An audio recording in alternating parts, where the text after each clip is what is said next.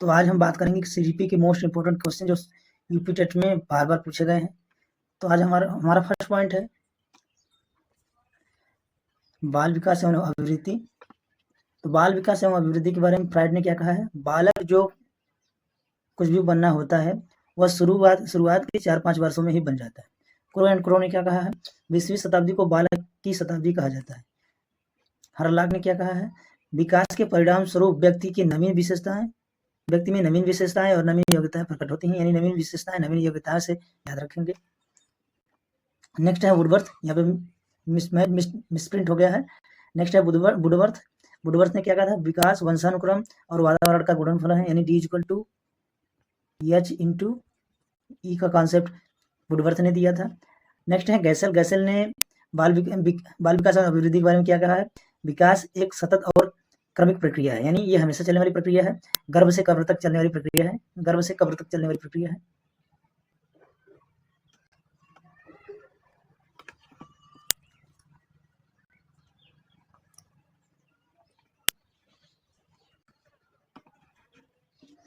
Next हमारा point number 2 है शैशवावस्था एवं बाल्यावस्था, यानी इन्फेंशियंट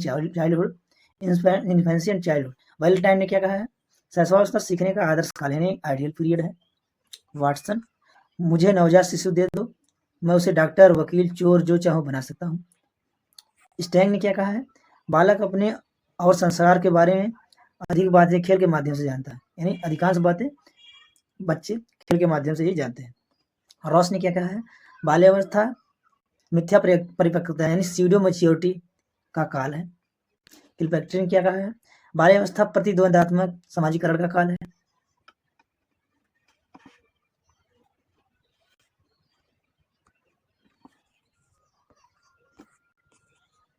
पॉइंट नंबर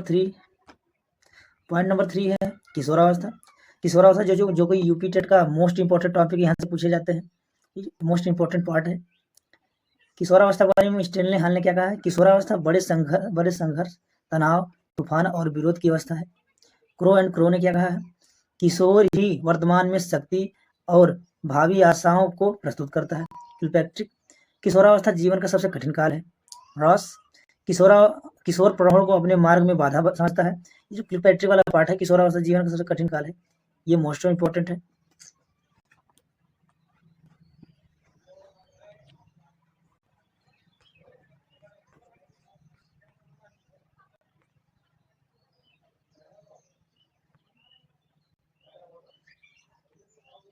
अब हम बात करेंगे पॉइंट नंबर 4 जो कि अधिगम है, यानी कि लर्निंग के बारे में वुडवर्थ ने क्या कहा है, सीखना विकास की एक प्रक्रिया है। दूसरा एग्जाम डेफिनेशन क्या दिया है, नवीन ज्ञान और नवीन क्रियाओं को प्राप्त करने की प्रक्रिया ही अधिगम है। गेट्स और अन्य ने क्या कहा है, अनुभव और प्रशिक्षण द्वारा व्यवहार में परिवर्तन ही अधिगम है। स्किनर, प्रगतिशील व्यवहार व्यवस्थापन की प्रक्रिया को सीखना कहते हैं। क्रो एंड क्रो ने क्या कहा है, आदतों, ज्ञान और अभिवृत्तियों का अर्जन ही अधिगम है।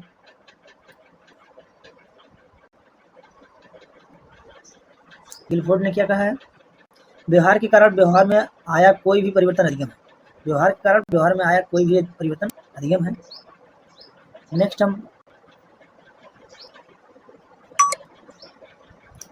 है पॉइंट नंबर 5 बुद्धि एवं व्यक्तित्व, इंटेलिजेंस एंड पर्सनालिटी। तो यहाँ से भी यूपी टेट या सीटेट में क्वेश्चन पूछे जाते हैं। बर्ट, बुद्धि अच्छी तरह निर्णय लेने, समझने और तर्क करने की योग्यता है। वुडवर्थ, बुद्धि कार्य करने की एक विधि है। व्यक्तित्व व्यक्ति के व्यवहार की एक समग्र विशेषता है। पर्सनालिटी के बारे में कहा है वुडवर्थ ने। टर्मन, बुद्धि अमूर्त विचारों के बारे में सोचने की योग्यता है।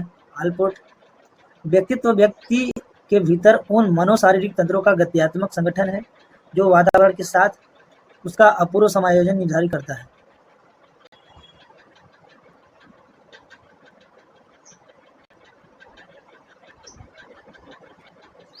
नेक्स्ट पॉइंट अभिप्रेरणा यानी कि मोटिवेशन है। स्किनर ने क्या कहा है, अभिप्रेरणा सीखने का सर्वोत्कृष्ट राजमार्ग है, यानी गोल्डन रोड है। गुड, किसी कार्य को आरंभ करने, जारी रखने और नियमित बनाने की प्रक्रिया को अभिप्रेरणा कहा जाता है। मैकडूगल, अभिप्रेरणा वे शारीरिक और मनोवैज्ञानिक दशाएं हैं जो किसी कार्य को करने के लिए प्रेरित करती हैं।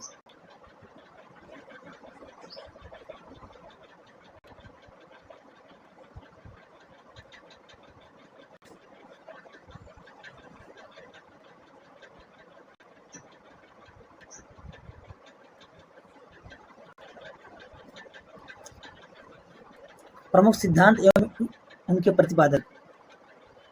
उद्दीपक अनुक्रिया सिद्धांत, एस और थ्योरी, एडवर्ड एल थॉर्नडाइक ने दिया है। थॉर्नडाइक को शिक्षा मनोविज्ञान का जनक कहा जाता है। प्रयास एवं त्रुटि का सिद्धांत या भूल का सिद्धांत, इसे एडवर्ड एल थॉर्नडाइक ने दिया है। शास्त्रीय अनुबंधन सिद्धांत यानी क्लासिकल कंडीशनिंग, इसे पावलोव ने दिया है, जिन्हें अनुबंध का जनक कहा जाता है।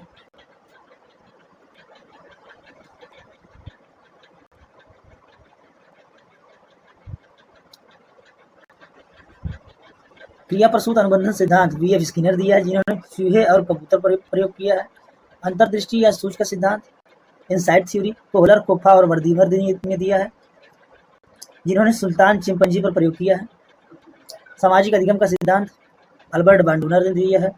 संज्ञानात्मक विकास का सिद्धांत जीन पियाजे ने दिया है, जिनकी 4 प्रमुख अवस्थाएं हैं। सामाजिक सांस्कृतिक विकास सिद्धांत लेव वाइगोत्स्की ने दिया है, जिन्होंने ZPD-MKO स्क्वायर फोल्डिंग का कॉन्सेप्ट दिया है। नैतिक विकास का सिद्धांत लॉरेंस कोहलबर्ग ने दिया है, जिसमें 3 स्तर हैं और 6 अवस्थाएं हैं। मनोसामाजिक विकास का सिद्धांत एरिक एरिक्सन ने दिया है, जिनमें कुल 8 अवस्थाएं हैं।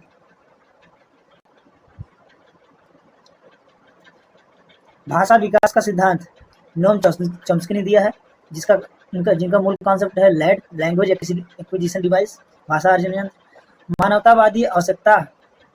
मानवतावादी या आवश्यकता का पदानुक्रम सिद्धांत अब्राहम मास्लो ने दिया है, जिन्हें मांग का सिद्धांत भी कहा जाता है।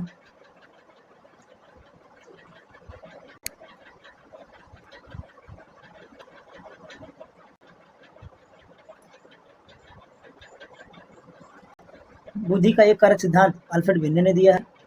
बुद्धि का द्विकारक व त्रिकारक सिद्धांत चार्ल्स स्पीयरमैन ने दिया है। बहुकारक सिद्धांत या बालू का सिद्धांत थॉर्नडाइक ने दिया है। समूह कारक सिद्धांत यानी ग्रुप फैक्टर थियरी थर्स्टन ने दिया है। बुद्धि का त्रिआयामी यानी 3D मॉडल सिद्धांत गिलफोर्ड ने दिया है। बहुबुद्धि का सिद्धांत एडवर्ड हावर्ड गार्डनर ने दिया है।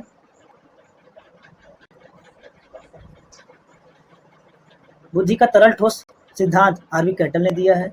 बुद्धि का त्रितंत्र सिद्धांत रॉबर्ट स्टर्नबर्ग ने दिया है।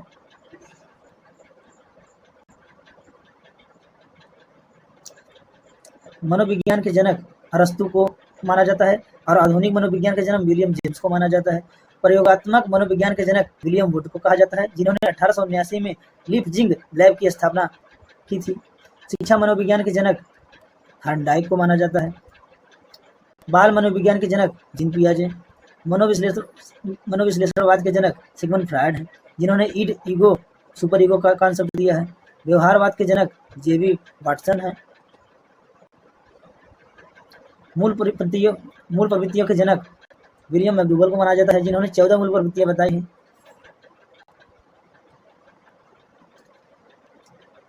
प्रासंगिक अंतर्बोध परीक्षण TAT मॉर्गन और मरे ने दिया है। बाल अंतर्बोध परीक्षण CAT लियोपोल्ड बैलक ने दिया है। स्याही धब्बा परीक्षण RIT जिसे हरमन रोड्सा ने दिया है। किंडरगार्टन विधि को फ्रॉवेल ने दिया है। मॉन्टेसरी विधि मैडम मारिया ने दिया है।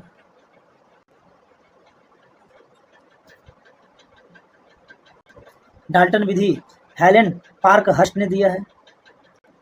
प्रज्वलित प्रोजेक्ट मेथड यानी प्रोजेक्ट विधि विलियम हेनरी किलपैट्रिक ने दिया है।